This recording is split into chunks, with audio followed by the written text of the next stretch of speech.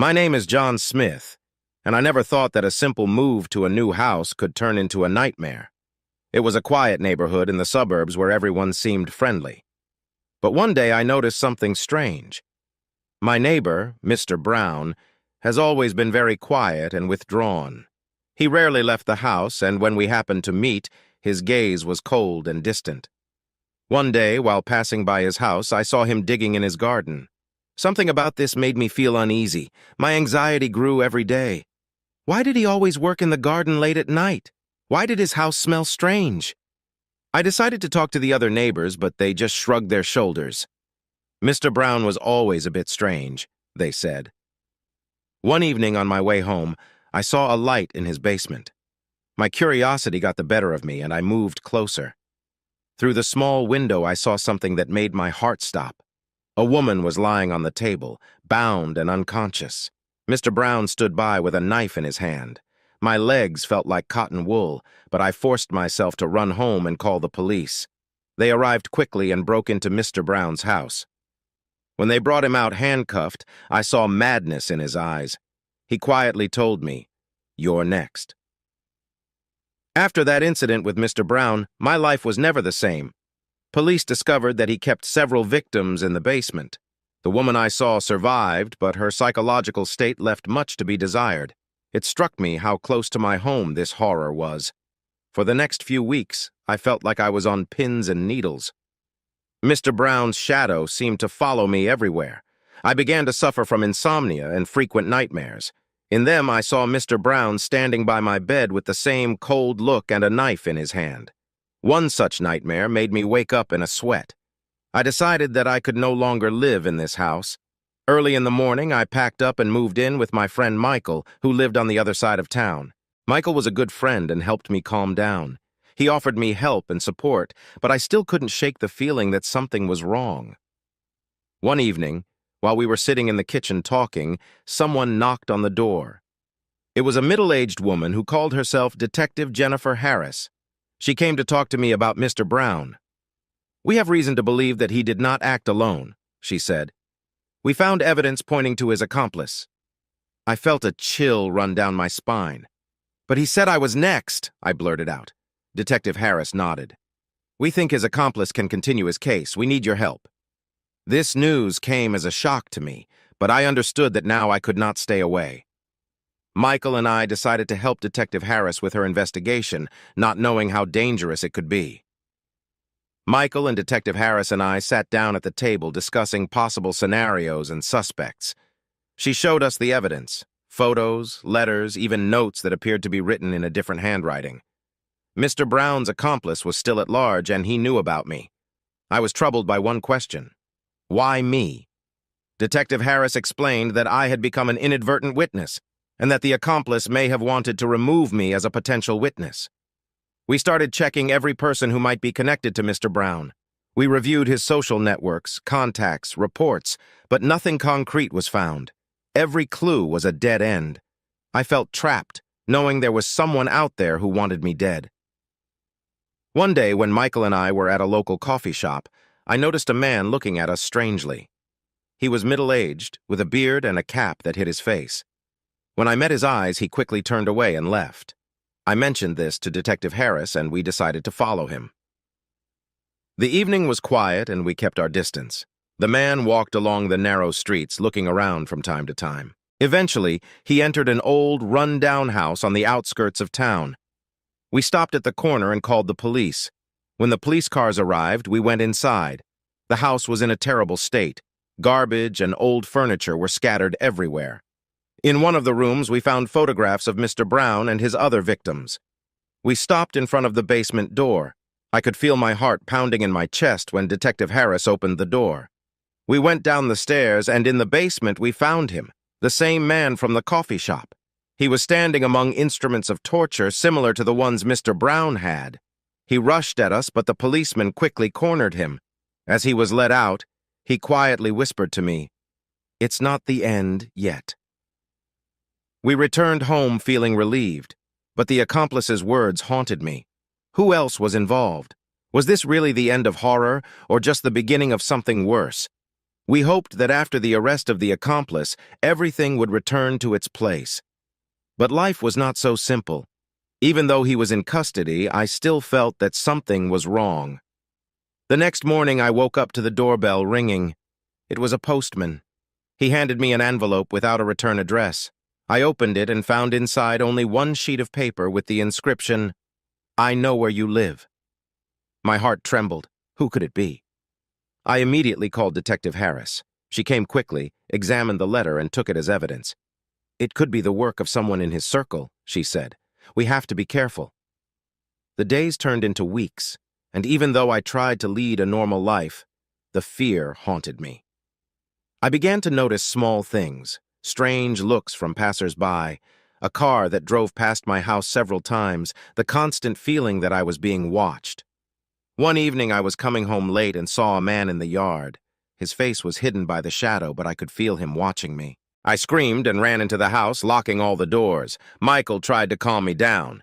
"It could just be your imagination," he said, but I wasn't sure. Something told me that danger was near. The next day I decided to install surveillance cameras around the house. They helped me feel a little safer. However, nothing suspicious appeared on the records, and I began to doubt my own consciousness.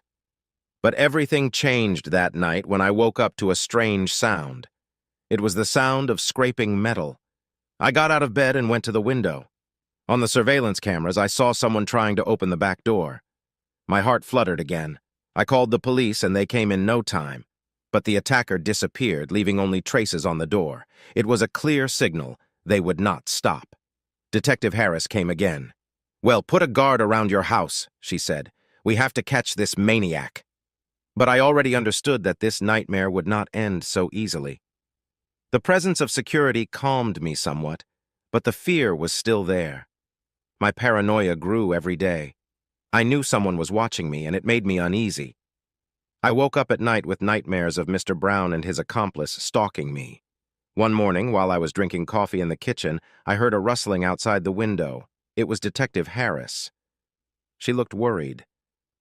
"I need to talk to you, John," she said. "We found something that might be important." She showed me pictures from the scene where Mr. Brown's accomplice was arrested. One of them featured an old letter that read, "The real horror will only begin when they feel safe." These words echoed in my heart. What does it mean? Who was behind all this? Detective Harris explained that they investigated all possible connections between Mr. Brown and his accomplice, but found nothing concrete. However, they discovered that the accomplice had frequent contact with some people from the local psychiatric hospital. We decided to visit the hospital and talk to the doctors and patients. The feeling that we are on the threshold of something important grew. Dr. Robertson, the chief psychiatrist, met us at the hospital. He explained that some of the patients might have been involved in Mr. Brown's cases, but none of them seemed dangerous enough. We walked the corridors of the hospital talking to patients. One of them, named Mark Johnson, caught my attention. He looked calm and friendly, but there was a strange glint in his eyes. As we began to talk, he said, "I know who's watching you. Hez here among us." These words sent chills down my spine. I looked at Detective Harris and she nodded. We decided to spend more time talking with Mark. He told us about the strange cases that happened in the hospital. People disappeared and then returned with strange memories. They talked about a mysterious man who visited them at night. This information was important. We decided that it was necessary to conduct an investigation inside the hospital. I felt that we were getting closer to the revelation of a great mystery, but I also knew it could be very dangerous. Detective Harris and I agreed to spend the next day at the hospital trying to figure out who was behind all these horrors. Dr. Robertson allowed us to review patient records and speak with staff. Mark Johnson agreed to help us as an insider. We started with the archives. While looking through the medical records, I came across some strange cases. Patients came in with a variety of symptoms, but they all had one thing in common: nightmares featuring the same person. He was a middle-aged man with a beard and cold eyes. The description matched what I had seen in my nightmares. Detective Harris decided to question some of the patients in person. One of them, Sarah Mitchell, spoke about her experiences. "He came to me at night when everyone was asleep. I couldn't move. I couldn't scream. He stood over my bed and whispered, Soon you will be free. Sarah's words reminded me of a letter I received. She couldn't have known it, but her description matched what I felt. We realized that someone was using the hospital as a cover for their crimes. In the evening, we met again with Mark. He said that some patients often disappear for several hours and return with their memories erased. They're being taken to the basement, he said. There is a secret passage that only a few know about. We decided to explore the basement. The hospital was huge, and finding the right course was not easy. But Mark guided us. When we got to the basement, he showed us a door that looked abandoned. We went inside and found a long corridor leading into darkness. Walking down the corridor, we saw rooms filled with old equipment, junk, and something that resembled a laboratory. In the far room, we came across a table with a pile of documents. They were associated with experiments on patients. It turned out that someone was doing research on mind control and mind manipulation. Suddenly, we heard footsteps. Someone was approaching. We hid behind old cabinets. A few minutes later, the man I had seen in my nightmares entered the room. He was the same man we were looking for. He looked around the room as if searching for something, then quickly left. When everything calmed down, we left the shelter. Detective Harris decided it was time to act. We collected all the documents and left the basement. This was our chance to expose the criminal and stop his terrible experiments, but we knew it would be dangerous. Now we were in his path, and he would not stop until he destroyed us. When we got home, Detective Harris and I went through all the documents we had collected. They contained detailed information about the patients, the experiments conducted on them, as well as references to the mysterious man we saw in the basement. This man turned out to be a doctor named Dr. Edwards, who had a dark past. Dr. Edwards has worked at a mental hospital for many years and appears to have used his access to patients to conduct illegal experiments. His goal was to research mind control, and he believed he could turn people into obedient puppets. We turned the documents over to the police, and Detective Harris began to organize a raid on the hospital.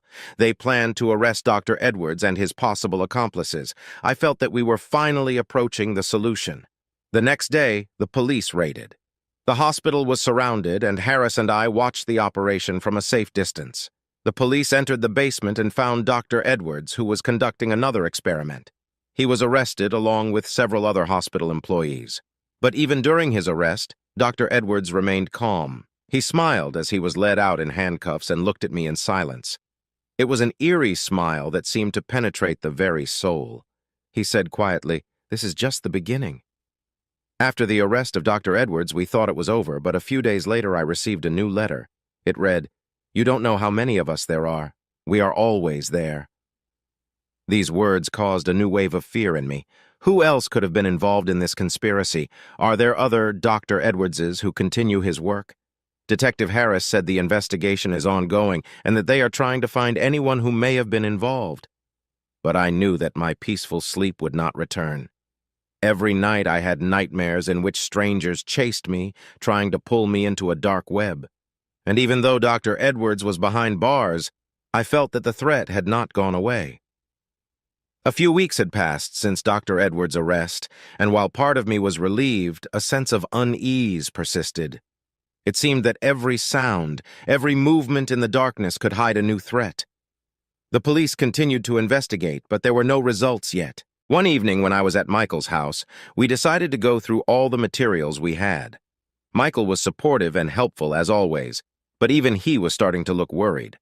We found some old newspaper clippings that may shed some light on Dr. Edwards' past. One of the newspapers had an article about the mysterious disappearance of people in our city many years ago. Dr. Edwards was working in a psychiatric hospital at the time these disappearances occurred. It couldn't be a coincidence. We decided to find out more about these cases. The next day, we went to a local archive where old police records were kept. We found many documents, but one in particular caught our attention. It was the case of the disappearance of a young woman named Alice Johnson. Her body was never found, but records of her mental problems and visits to Dr. Edwards remain. We contacted Detective Harris and told her about our findings. She agreed that it was important and decided to investigate the case further. Together with us, she visited the family of Alice Johnson. Her mother, Mrs. Johnson, told us about the strange circumstances of Alice's disappearance. She recalled that a few days before her disappearance, Alice had talked about a man haunting her in her dreams. It was eerily similar to what was happening to me. We began to realize that Dr. Edwards was not alone. He worked with others who may be continuing his cause. We decided to go back to the hospital and take another look at the basement. There could be more evidence that we missed. Back at the hospital, we found a secret passage that leads even deeper underground. After passing it, we found ourselves in an old, neglected part of the hospital, which no one had used for many years. There we found several rooms with equipment for torture and experiments. In one of the rooms, we found Dr. Edwards' diary. It contained detailed records of his experiments and mentioned other people who helped him. The records were shocking and revealed a network that stretched far beyond the hospital. We realized that this is only the tip of the iceberg. The threat was much greater than we thought. We had to act quickly to prevent further crimes and find whoever was behind this horror. Dr. Edwards' diary revealed many gruesome details. He described the experiments he was conducting and mentioned the names of those who helped him or who were involved in this conspiracy. We knew these people were still on the loose, and our goal was to find them before they could do more damage. Detective Harris assembled a team, and we began tracking down everyone whose names were mentioned in the diary. First on the list was Carl Mason, Dr. Edwards' former assistant. We went to his house, but it was empty. Neighbors said that he had not appeared for several days. We decided to search his house. Inside, we found a laboratory-like room with numerous documents and records. Some of them were associated with experiments, others with the names of patients. Among the papers was a map with markings pointing to various places in the city. It could be warehouses or other laboratories. Our next target was James Walker, another assistant. We found it in an old warehouse on the outskirts of town. He tried to run away, but the police quickly cornered him. Under questioning, he admitted that they planned to continue the experiments even after Edwards' arrest. Their goal was to create an army of people capable of obeying any orders without question. We realized that we had to hurry. We went to the places marked on the map. The first location was an abandoned warehouse where we found even more equipment and records. Next was an abandoned room used as a storage facility for experimental victims. We found several people who were kidnapped and subjected to terrible manipulations. They were immediately hospitalized. Each new location revealed more details about this group's sinister plans. We collected the evidence and handed it over to the police. It turned out that the conspiracy extended far beyond our city. Their connections were everywhere, and we understood that there was still a lot of work ahead. One evening, I came home to find another letter in my mailbox. It read, "Think you've won? This is just the beginning." I realized that the fight is not over yet. Even if we stopped a few conspirators, there were still many who were willing to continue their work. Detective Harris agreed that we should be ready for new challenges. We decided to continue our investigation and find everyone who was involved in this terrible network. But now we knew that a difficult and dangerous struggle awaited us. As the investigation deepened, we increasingly understood how complex and convoluted this conspiracy was. Our team worked non-stop, but each new discovery raised more questions than answers. We knew we had to act quickly before the other conspirators disappeared without a trace. One day, Detective Harris received an anonymous call. The voice on the other end of the line said only one phrase: "They are meeting tonight." It could be a trap, but we decided to take a chance. Harris assembled the team and we set out for the meeting point indicated in the call. We arrived at an abandoned factory on the outskirts of town. The building looked abandoned and dangerous, but we knew that this might be our only chance to catch the rest of the conspirators. We divided into groups and began to search the premises. The first few rooms were empty, but in one of them we found a cache of weapons and documents. They contained plans for new experiments and lists of potential victims. This discovery confirmed our fears. They weren't going to stop. Suddenly we heard footsteps.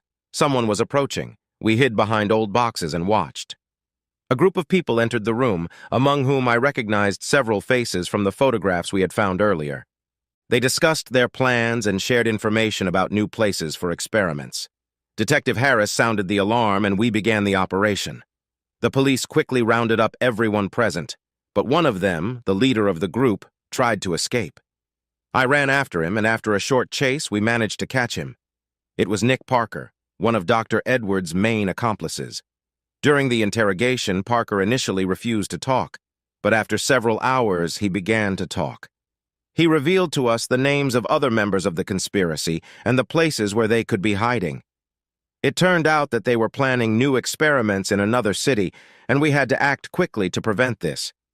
We went to the indicated addresses and detained several people who were already preparing for new crimes. Thanks to Parker, we were able to trace the entire network and gradually shut down its activities. However, I knew that we did not catch everyone. There are always those who think they can hide or continue the case. We continued our work without giving ourselves rest until all were detained. One evening, I received another letter. This time it was signed, "See you, John. We're always here." I understood that the fight was not over, but now I was ready for any challenge. I knew I wasn't alone, and with Detective Harris and our team, we could overcome any challenge.